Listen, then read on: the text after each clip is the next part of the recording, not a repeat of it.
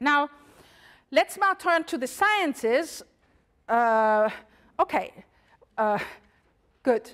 Here I would, so having pondered over the making of publics and the degrees what publics could mean, let me now turn to the science. I claimed a couple of minutes ago that making science public also means making science, sorry. Let me only shortly sketch this idea in one little example. In working on a project dealing with living changes in the life sciences, so how lives as researchers have changed due to the boundary conditions, we were interested in tracing the changing expectations towards science and how scientists live that, and the public debate more generally, how that frames their field of research. And we were interested how that impacts on them, on their own understanding. And what we see there is an ever-increasing, what we see is a kind of medialization of research. That's a notion Peter Weingart developed in a recent Sociology of the Sciences yearbook. Having an ever-increasing coverage of science in communication settings, as well as to the multiplication of contexts in which scientists themselves need to represent and present their work in public arenas.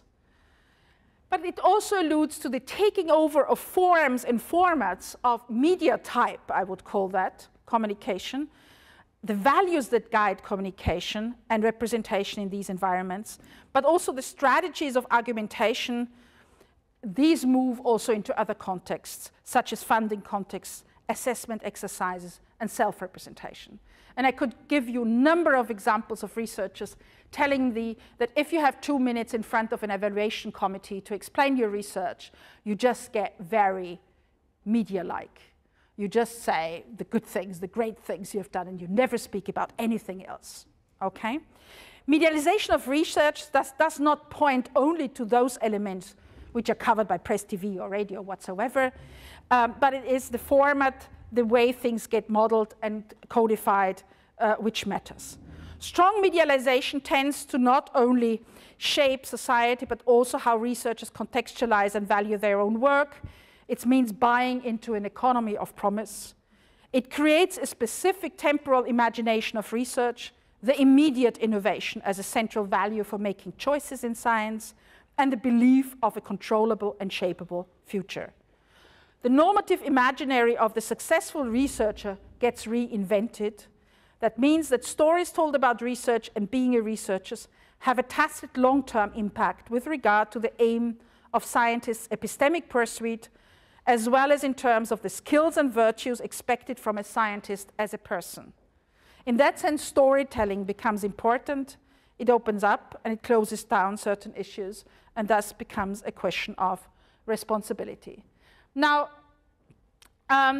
let me just very, very shortly, in a minute or two, explain you this graphic. This has been elaborated in the framework of science, of an ESF policy briefing exercise we are about to terminate and will be coming out in spring this year. And the idea was that when we look at activities in the science and society realm, it would be interesting to try and locate them in this kind of space.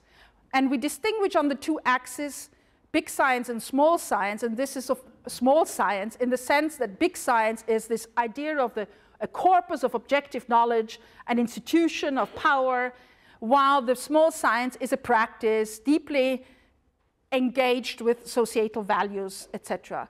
And on their axis, you have the understanding of society involved as a rather monolithic kind of entity, up to the kind of very context-dependent and situated ideas.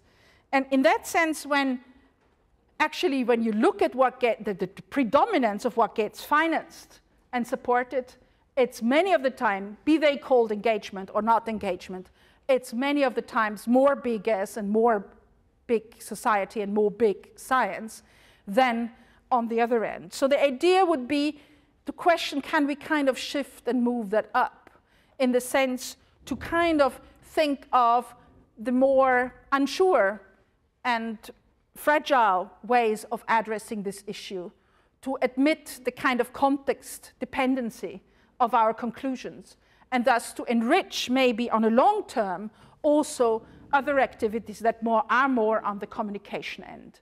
So I think there is, and we were thinking about how this might be used as a kind of heuristic to understand where are actually most of our activities settled. How would we understand and define what we talk about when we say making science public, and what we talk about the public and what we mean about the science. And as any of these tools, it's just a thing of thinking. Now, let me briefly come to my last point, namely that of making our futures. Making our futures it has become a kind of predominant, so the societal investment into developing methods and techniques of anticipating futures is not new, but we witness a growing density of such undertakings. Entanglements of the future potential of technoscientific innovation with potential futures is obvious. What time frames gain importance and who is supposed to possess future relevant knowledge and experience is an unsettled question, which is actually the thing where most things are debated about. Futures have become argument and justification for technoscientific and social choices. They are the basis for preferable decisions complying to and that means complying to technoscientific choices. And it's about taking responsibility for preparing the right future. So we have to attend to production, distribution, and establishment of specific technoscientific futures that have become an issue of power. But once you start to look into actually how futures are practiced, we see that the future is very much guided, and these pictures are beautiful. Go into Google and put future, and you get all kind of road signs. You get a rhetoric of bifurcation, exits, wrong ways, keep lanes, etc. It's really interesting how we visualize or kind of fantastic cities. That's the second genre. Anything else we don't have an imagery for, which is quite interesting. It is characterized by continuous countdown we live in, now towards 2020, 2030, 2015. Time is no longer counted as progressing from any point of imagined origin as forward-oriented, but it's the direction which has reversed, which changes our way of imagining what we can do. It comes with a specific rhetoric of acting now, of being supportive, of needing to comply before it is too late. When you look at people, 1 minute. When you look at people practicing future, you immediately recognize that we are dealing with a multiplicity of versions of this future. And then the question comes, which versions of the future come into existence? Whose timing counts? Who defines the 20, the 30, the 50? Who is allowed to participate in the creation and thus also in the values that become part of it? And even if working towards a specific future, I would say, there are always many other collateral futures which need to be attended to, as much as we have attended to collateral risks or anything like that. We need to attend to collateral futures. So what do our futures mean to others on this planet whatsoever? We should thus not speak of many disjunct futures, but to borrow from anatomy molds of future multiples, a crowd which needs to be intricately coordinated. But where are these spaces where the different versions meet, and how can we care for the interferences between these different versions of the future?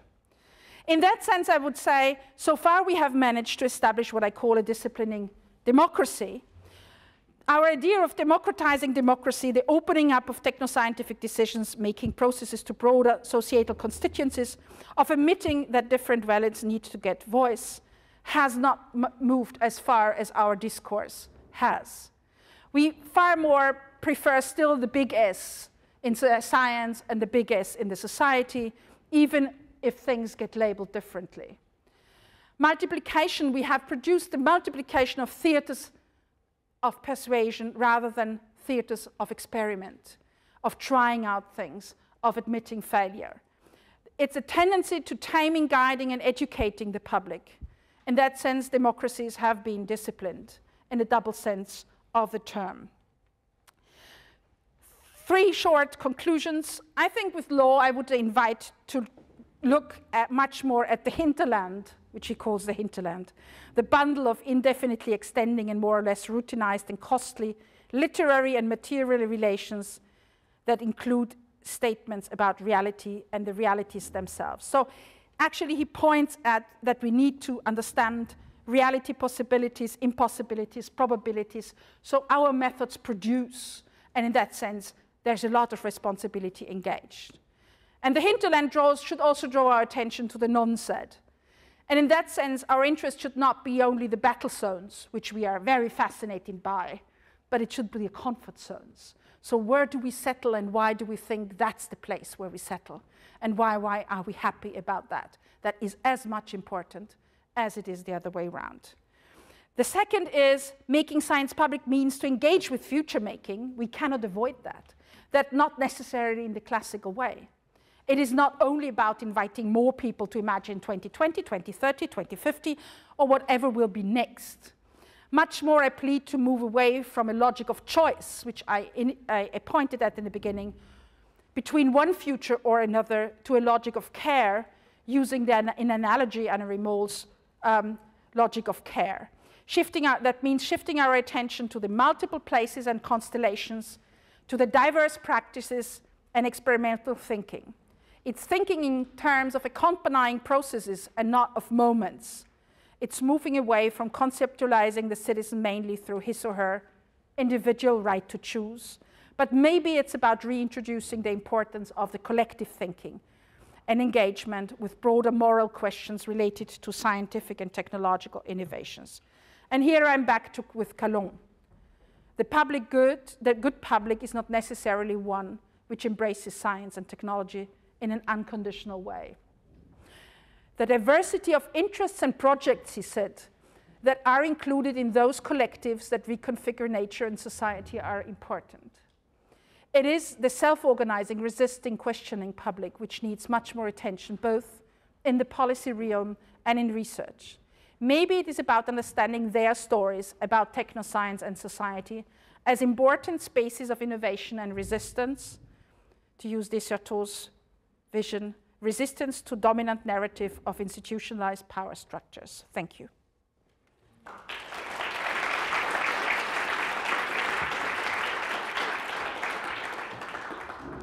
Thank you for this really thought-provoking lecture. I mean, there's lots and lots to talk about. I don't want to eat too much into the coffee break, but I think we should have a few questions. Is that okay? Yeah, I mean, just 2, I think. Are there any urgent 2 big questions? Or you can... Or we can have coffee. Alice, yeah. Oh, sorry. Oh. Okay. Oh, sorry, yes, I forgot this.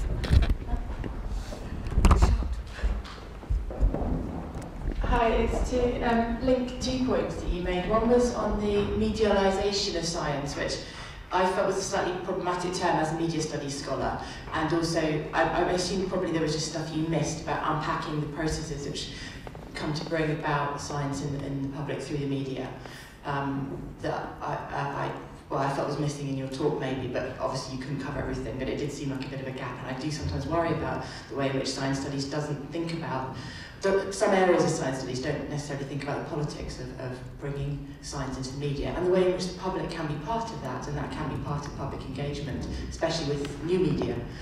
And to link to that, the point that you made at the beginning about how many people have just taken on science studies as language, but not necessarily our ideas, and is that not a call for science studies to engage a bit more with mediation, and to think about mediation, to critique it, to become part of making science media better, but also to mediate themselves and not be scared by getting a few popular science lurgies on them, because I do sometimes worry that some of the distaste for the media that comes from science studies scholars is perhaps also a distaste for some areas of the public, and an uninvited public of their own, and we maybe need to think about that and be reflective about it ourselves.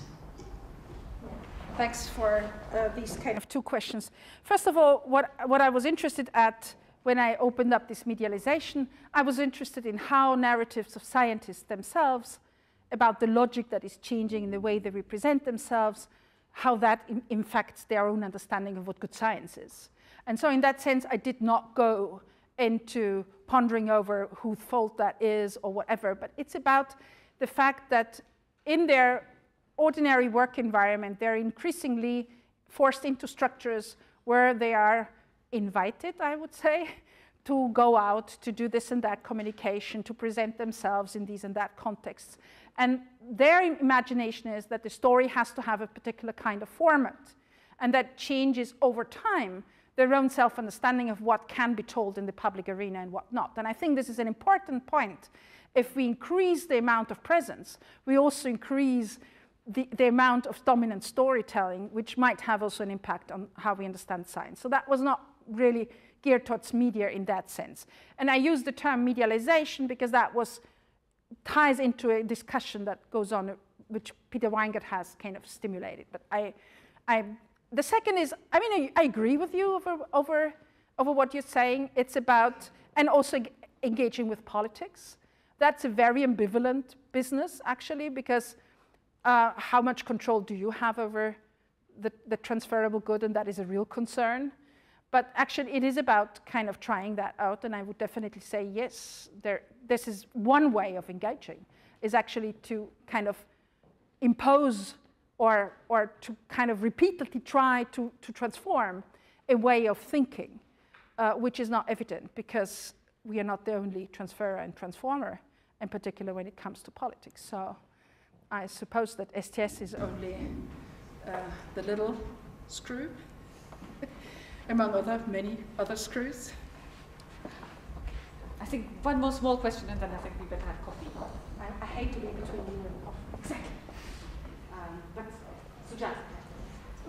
I wonder if you could say a bit more about this point you made about comfort zones.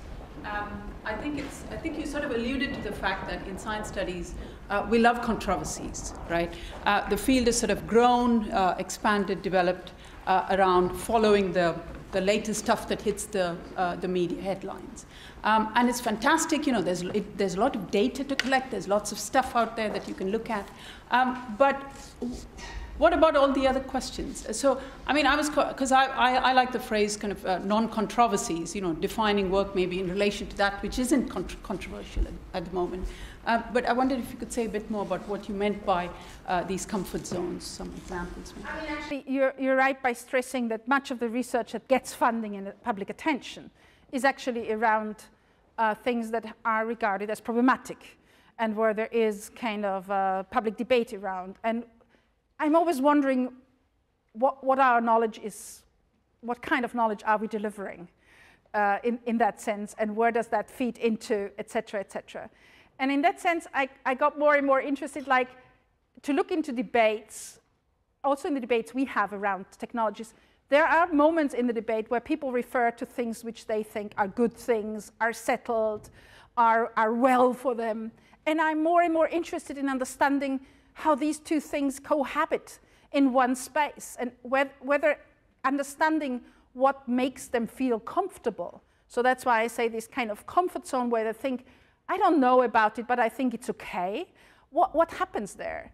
And there are areas like that. Dorothy Nelkin very early on has pointed to the fact that information and communication technologies have for a long while been regarded as much less problematic than biomedical things. And she always said, I never understand why, because they intrude so deeply. And we now start to gradually grasp that. She wrote that 20 years ago. So it's really interesting, like, how do we feel comfortable about certain technologies while we feel so obsessed or concerned or disturbed by others? And I'm wondering how these two things can cohabitate. And I think that could deliver us a deeper understanding of both processes at the same time.